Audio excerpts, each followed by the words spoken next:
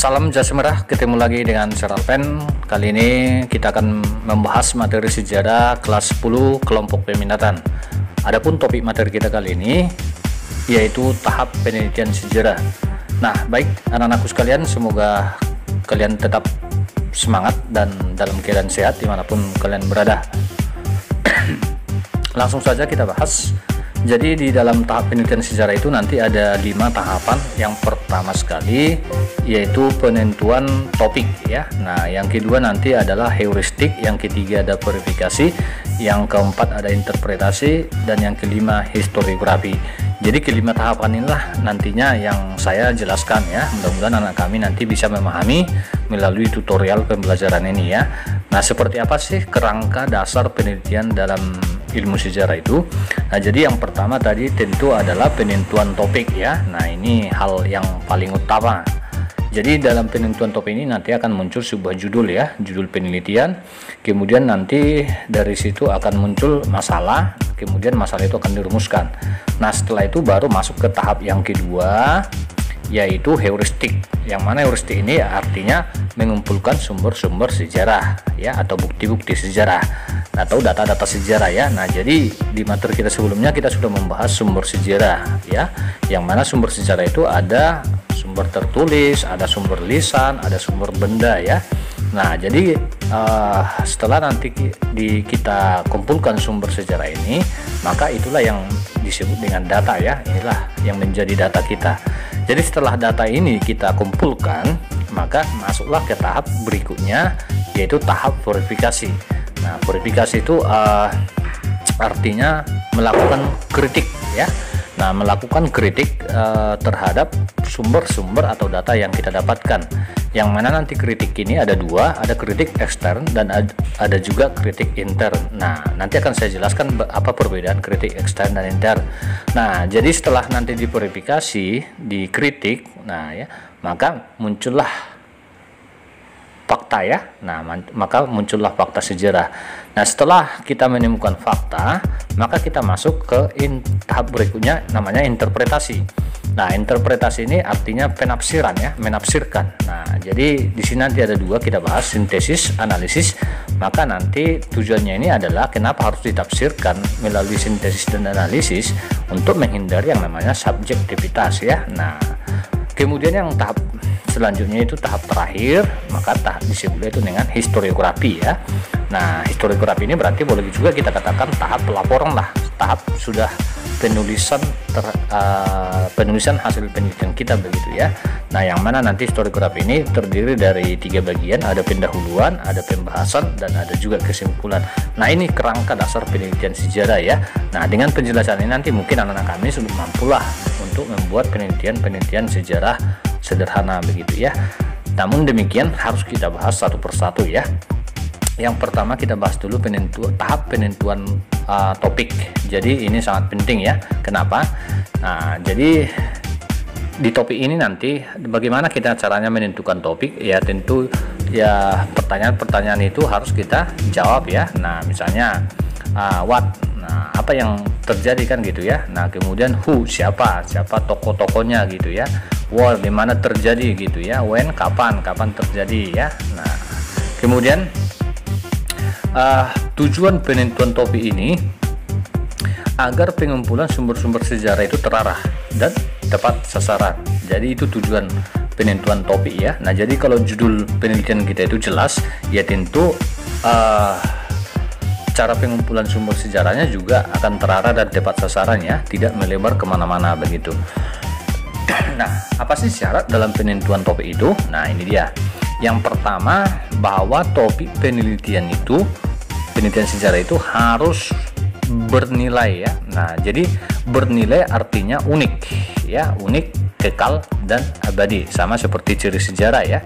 Nah, kemudian original ya, artinya pembuktian baru ya. Nah, kemudian praktis, efisien, artinya keterjangkauan meneliti, baik itu dalam hal tenaga, materi ya, dan juga keuangan.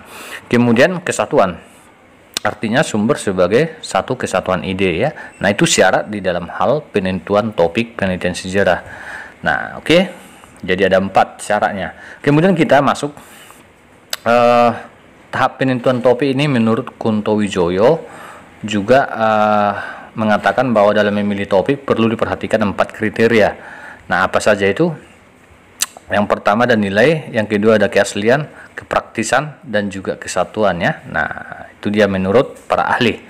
Selanjutnya kita masuk tahap yang kedua, tadi kan tahap heuristik. Nah, apa sih tahap heuristik itu? Artinya adalah tahap pengumpulan sumber-sumber sejarah ya, tahap pengumpulan sumber-sumber sejarah. Nah, ini sangat penting ya, ini sangat penting. Kenapa? Nah, karena nanti di dalam tahap heuristik ini yang penting harus kita perhatikan, yang pertama adalah reliability-nya, artinya kepercayaan terhadap sumber sejarah yang dikumpulkan ya. Percaya nggak, benar nggak ya, percaya nggak bahwa itu adalah peninggalan peristiwa ini begitu. Nah, kemudian yang kedua credibility, artinya kekuatan daripada sumber sejarah ya, kuat atau enggak. Nah, kemudian validity artinya kebenaran daripada sumber sejarah begitu ya. Jadi ingat, di dalam tahap heuristik pengumpulan sumber sejarah yang penting diperhatikan ada 3, reliability-nya, credibility-nya, dan validity-nya ya. Nah, begitu. Kemudian tahap heuristik ini nanti ada istilah corroboration, ada sourcing, ada contextualization. Nah, corroboration ini artinya membandingkan data yang ada guna menentukan apakah data tersebut memberikan informasi yang sama atau tidak. Nah, dengan kata lain, langkah ini digunakan untuk memverifikasi keaslian data. Itu maksudnya.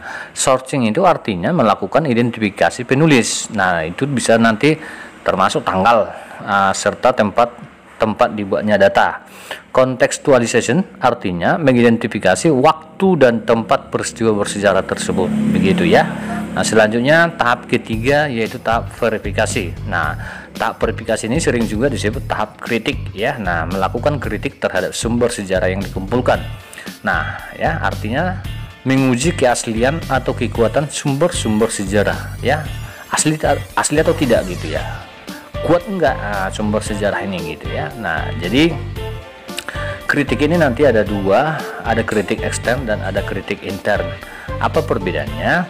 Kalau kritik ekstern artinya adalah menguji keaslian atau otentitas sumber-sumber sejarah ya, contoh bahan, tulisan, tanda tangan, jenis, huruf, materai, dan lain-lain. Artinya di sini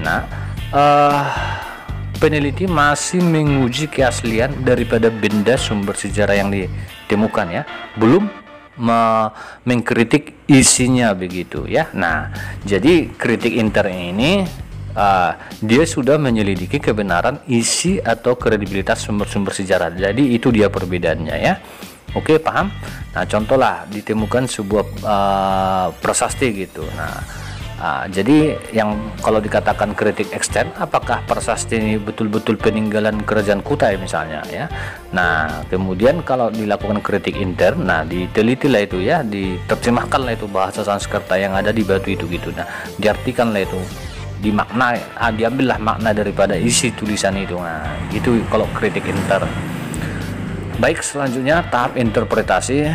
Ini juga sering disebut dengan tahap penafsiran ya. Artinya tahap penafsiran terhadap sumber sejarah yang sudah diverifikasi begitu. Nah, ada 2 nanti, analisis dan juga sintesis. Analisis ini artinya adalah menguraikan ya nak ya. Nah, sementara sintesis itu menyatukan analisis. Nah, tahap interpretasi ini sering muncul subjektivitas dalam penulisan sejarah. Alasan kenapa? Sumber sejarah tidak akan bicara begitu ya. Nah, jadi apa yang ditulis ya tidak mungkin tulisannya berbicara kan gitu ya. Nah, kemudian mencantumkan sumber sejarah. Nah, ya, mencantumkan sumber sejarah. Oke. Maksudnya begini, bagaimana caranya menghindari subjektivitas dalam penulisan sejarah? Nah, tentu harus mencantumkan sumber sejarah ya. Nah, oke. Harus dicantumkan. Kemudian tahap yang kelima yaitu tahap historiografi. Nah, jadi tahap inilah yang tahap terakhir dalam penelitian sejarah, karena di sini sudah tahap penulisan ya, atau tahap pelaporan lah hasil penelitian ya. Nah, ini tadi ada 3 bagian, ada bagian pendahuluan, pembahasan, dan kesimpulan ya nak ya. Nah, jadi perlu diperhatikan di dalam hal penulisan, yang pertama adalah kronologi ya, kronologi peristiwa itu. Nah, jadi kalau dalam sejarah kronologi berarti harus berurutan sesuai dengan deretan waktunya. Kemudian akurasi ya, nah ketepatan, objektivitasnya ya, tidak boleh subjektif. Nah, kemudian yang keempat adalah bahasa yang menarik. Supaya apa? Supaya nanti si pembaca itu menarik ya, membacanya begitu. Oke, saya rasa itu dia topik materi dalam tahap penelitian sejarah. Nah, mudah-mudahan kalian sudah memahami dan sudah bolehlah untuk melakukan penelitian sejarah sederhana ya, baik itu di lingkungan anak-anak kami sekalian ya. Nah, itu saja materi kita. Sampai ketemu di materi saya selanjutnya. Kita akan membahas mengenai historiografi Indonesia ya, artinya penulisan sejarah di Indonesia. Itu nanti diawali dari penulisan sejarah klasik ya, kemudian zaman kolonial dan juga zaman kemerdekaan dan sampai sekarang. Itu akan saya bahas di materi saya berikutnya. Apa yang saya sampaikan semoga bermanfaat. Salam dari Sir Alpen.